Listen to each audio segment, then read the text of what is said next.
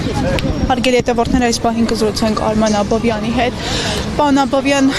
քաղբանտարկյալների թեմայով էինք այստեղ հավաքված։ Տեսանք, որ ի վերջո հասանք նրան, որ վեհափառ Հայրապետին այդ մեղադրանք առաջադրվեց, թեև դատավորը հրաժարվեց, սակայն հիմա նոր դատավոր են նշանակել։ Նախ այս գործի հետ կապված ինչ կասեք, ինչ սպասելիքներ ունեք։ Տեսեք, ինչ սպասելիքներ պետք է ունենանք մի իշխանությունից, որը իր առաջնահերթությունն է հայտարարել, բոլոր հնարավոր եւ անհնարին միջոցներով իբր հարաբերություններ հաստատել այն պետությունների հետ, որոնք սպառնում են Հայաստանի Հանրապետության ոչնչացմանը, այսինքն Թուրքիա եւ Ադրբեջանի, ինչ կարելի է սպասել մի իշխանությունից, որը ընտրություններից առաջ խաբեց ժողովրդին բոլոր առումներով, վերջում գողացավ զայները, վերջում չկարողացավ նույնիսկ իրանք դե նշաձող էին, չէ՞ դրել ընտրությունների ժամանակ, հասնել այդ նշաձողին, վերջում ներողություն ընտրություններից հետո ուղղակի խայտառակ հակահայկական եւ հակապետական քաղաքականության դրսևորումներ ցուցաբերելով սկսեց ձերբակալել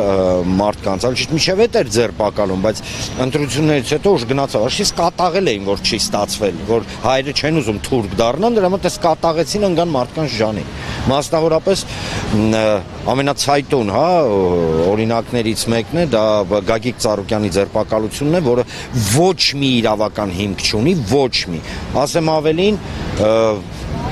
իրավիճակը այնպիսի աբսուրդի է հասել, որ մինչև ձերբակալություն նկատել եք, հիշում եք, չէ, անոնս էին անում, որ պետքա ձերբակալեն եւ պետքա ձերբակալեն զուտ քաղաքական նպատակների կամ քաղաքական հայացքների համար։ Իսկ ո՞րն էին Ծառուկյանի քաղաքական հայացքները։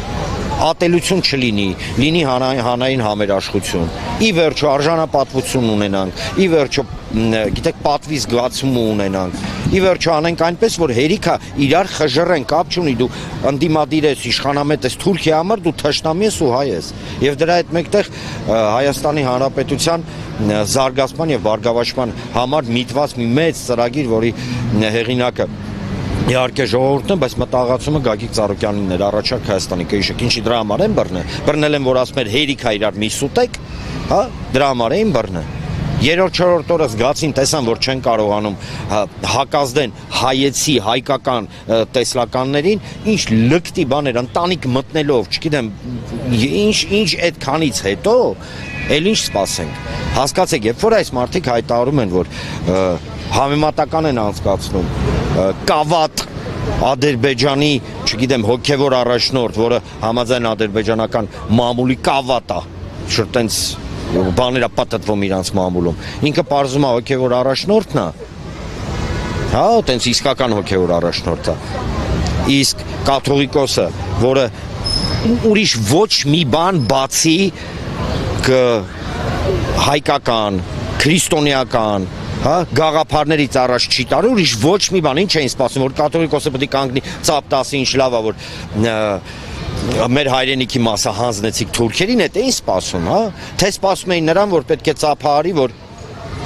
չգիտեմ, երկիրը մտելա մի, գիտեք ոնց որ ինքնաթիռը, որ ընկնում է, այդ ընկնելու այդ պրոցես դրան պետք է ծափահարել, թե պետք է ծափահարել, որ դադիվանքը, Գանձասարը, գցին Թուրքի բերանը, դրա համար պետք է բանաներ, տենց լավ բաներ ասել։ Դա տեսեք, իշխանություն օրինակ պնդում է, որ խառնվել է պետության գործերին եւ ըստ իշխանավորների եկեղեցին իրավունք չունի խառնվել պետության գործերին։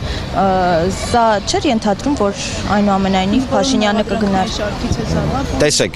Տեսեք, երբ որ այս իշխանությունը խոսում է պետության մասին, մենք պետք է միանգամից ֆիքսենք հետեւյալը։ Ըստ երևույթի իրանք Հայաստանի Հանրապետությունը ի նկատի չունեն։